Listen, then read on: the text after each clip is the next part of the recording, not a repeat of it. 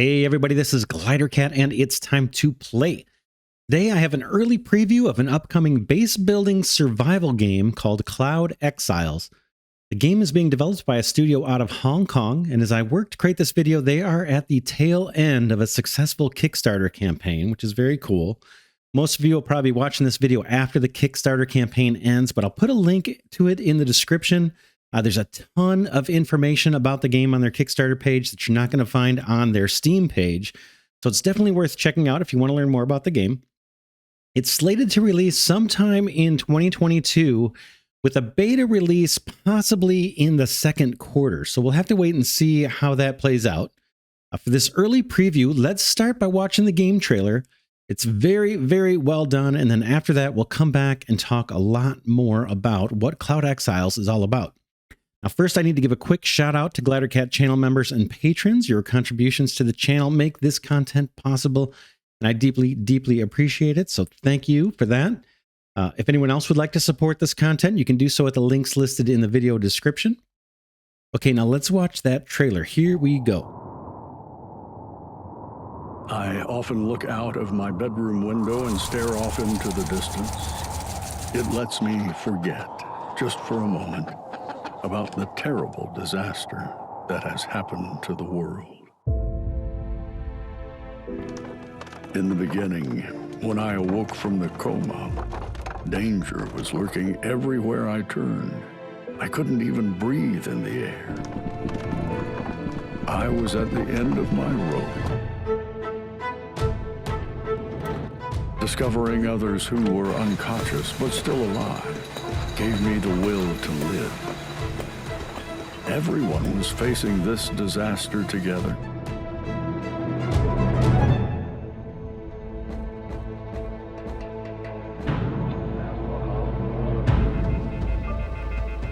Dangers came one after the other, giving us no chance to take a breather.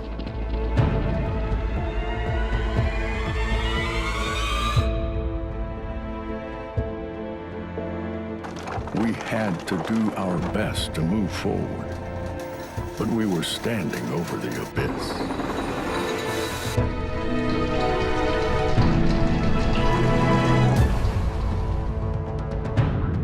Even the slightest misstep could end up being our downfall.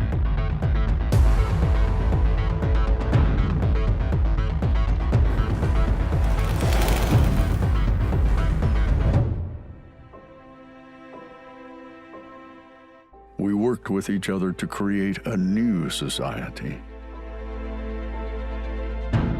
Today, a new homeland has been built on top of the ruins of what used to be.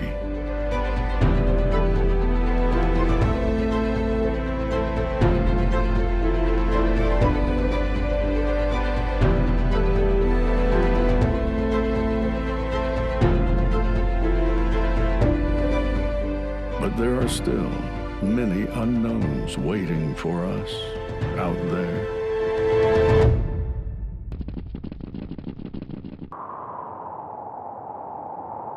Okay, now that was the trailer. I think the voice acting in that was pretty darn good. I really like the voice actor in that. Now, a lot of the footage I'm going to show you in this video is taken from animated GIFs. They may not be the best quality, but there's a lot of cool things to see, so I've included them here. So what is Cloud Exiles all about? Now, the premise of the game is that you awake from a coma to discover that your city has suffered a disaster and is now engulfed by a mysterious mist. The entire city has been affected, and the mist has turned most people into zombies. Some fortunate souls, such as yourself, were not turned and only lost consciousness from the mist. Now, as one of the quote-unquote lucky ones, you now need to find a way to survive among the zombies, but more importantly, you need to find a way to avoid the mist, which, by the way, keeps rising and growing in intensity. Now, you could try to climb up any of the surrounding buildings in the city or the skyscrapers, but those are teeming with zombies inside, and any one of those zombies could easily overpower you. You could choose to flee the city, but the city offers abundant resources for your survival, so you decide to stay and begin gathering materials to build a tower that will keep you safe from both the zombies and the growing mist. Soon you discover that there are other survivors out there just like yourself, so you set out to rescue those that you find and enlist them to help you build a refuge in the clouds. So that's the basic premise of the game, and the visuals for the game fit the aesthetic perfectly, in my opinion. I think I think it looks awesome. Hopefully you'll agree as you see more of the content in this preview. Now, while the zombies and the spore mist are prominent, the developers say that the core of the game is actually the construction simulation and the resource management involved. Now, the zombies are dangerous, but you simply must escape the mist. And to do that, you're going to need to gather tons of resources and build a huge tower. You'll also need to support dozens, if not hundreds, of your fellow survivors who are helping you with this tremendous task. Now, let's talk about some of the game mechanics you're going to be leveraging to meet this tremendous task or this challenge. Initially, you're going to be scavenging resources by hand. It seems like every game has you kind of start out manually and slow. It's no different here. You'll scavenge resources by hand. The streets of the city are littered with cars, trucks, and even garbage bins, all of which could contain resources that you could make use of in building your tower. Heck, even the street lights and the traffic signals might prove useful. I'm not sure if you can scrap those or not, but you can see in some of these clips that they are selectable, so I'm guessing maybe you can. So there's plenty of resources around, but to haul the quantity of materials that you're going to need, a backpack simply isn't going to do it. So you create multifunctional transporters, or MFTs as they're called in this game, to help you out with that. Now here's a view from inside one of them. You can ride them around. That looks pretty cool. And the MFTs make carting resources back to your base much easier. They also offer you a bit of protection and even attack capabilities against the zombies in the city. I don't know all the details about these vehicles, but I believe that many of your fellow survivors will be using these to help you gather resources. You can see a bunch of them moving about in this clip. Now, in this clip, you can see some MFTs moving along predetermined routes.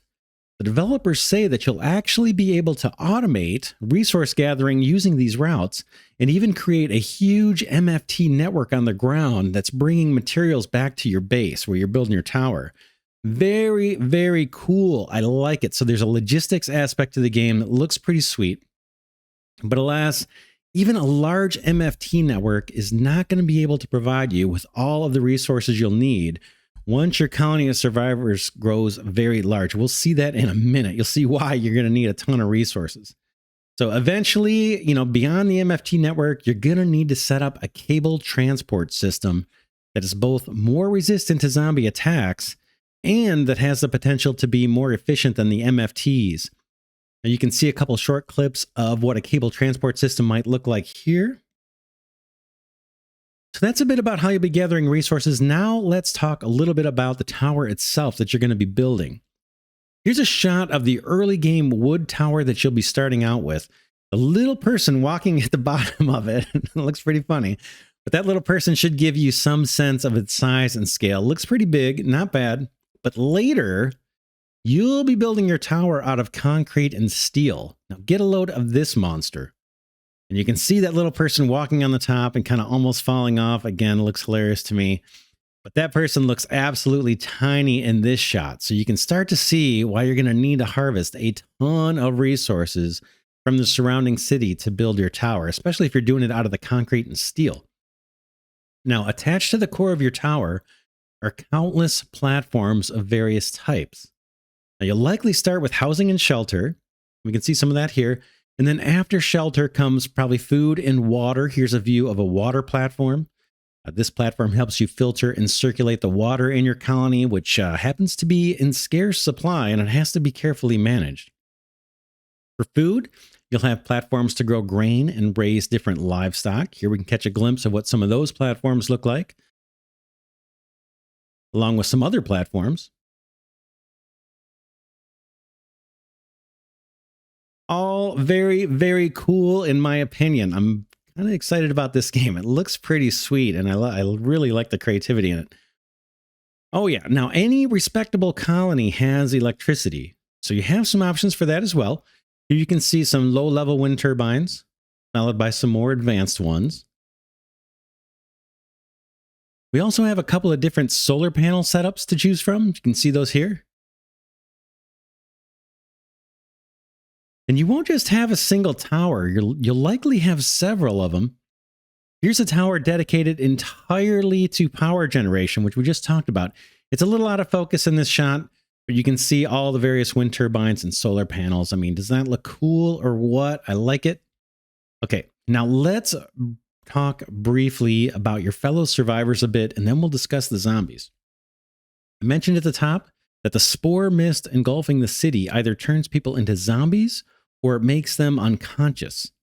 Now here is a shot of an unconscious survivor, seemingly just waiting to be rescued. Kind of looks like they're sleepwalking.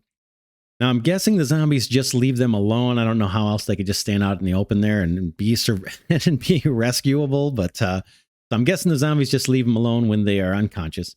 Now, I don't know the specifics of how you actually rescue these survivors and get them to join your colony, but I do know that each survivor has different characteristics that make them suitable for some jobs in the colony over others. And there's several different jobs you're going to have to attend to in your colony.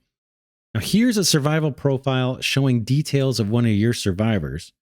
You can see a list of their characteristics here along with what they've been assigned to do. This card shows that the survivor, Miller is his name, has been assigned to camp defense. So you can kind of use your imagination and guess what that's all about. Now, eventually, you're going to have a lot of survivors working with you. In this still image from the trailer, not sure if you caught it when it played, but it looks like you will end up with literally hundreds of survivors in your colony. Now here it shows 510 survivors. It also shows a tech level, which is kind of interesting. I'm not sure, I didn't see much information about, any information really about the tech level stuff. But you're going to have a lot of survivors, so very cool. But again, lots of logistics probably to support all these people, especially if you've got, 510 of them. And again, your survivors will perform different tasks within your colony, and they apparently need to rest and socialize as well. We can see some clips of that here.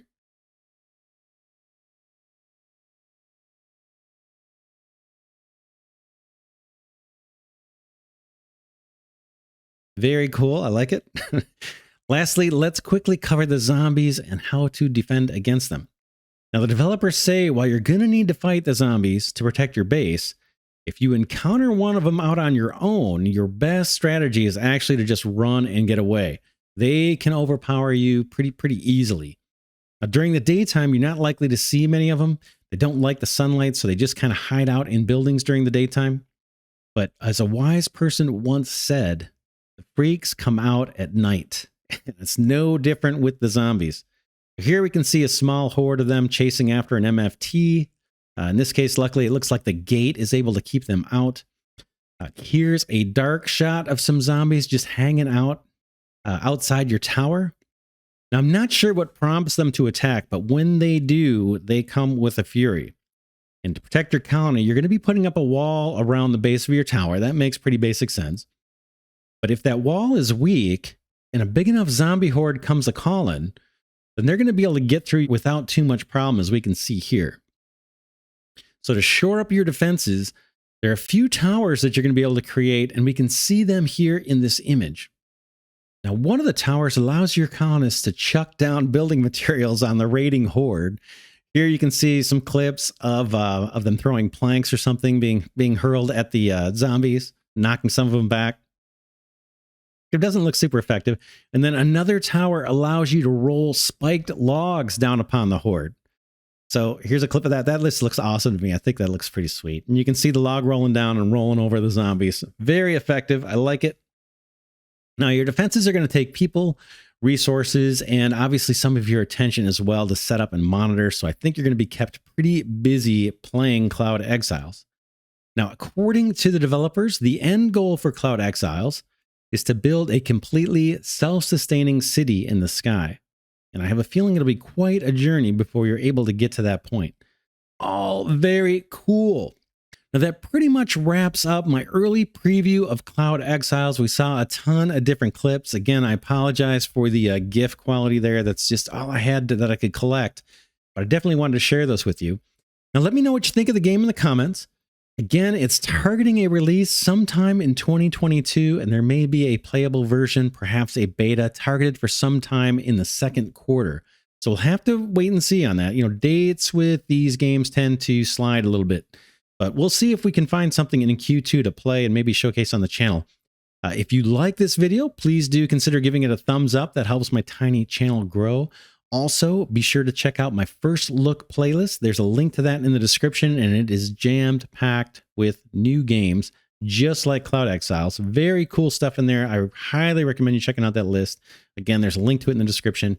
And then lastly, consider supporting this content by becoming a channel member or patron. That support is what allows a small channel like this one to kind of stay afloat, and I'd greatly appreciate it. And with that, this is Glidercat saying thanks so much for watching. I really, really mean it. I hope you enjoyed this video, and I will see you in the next one.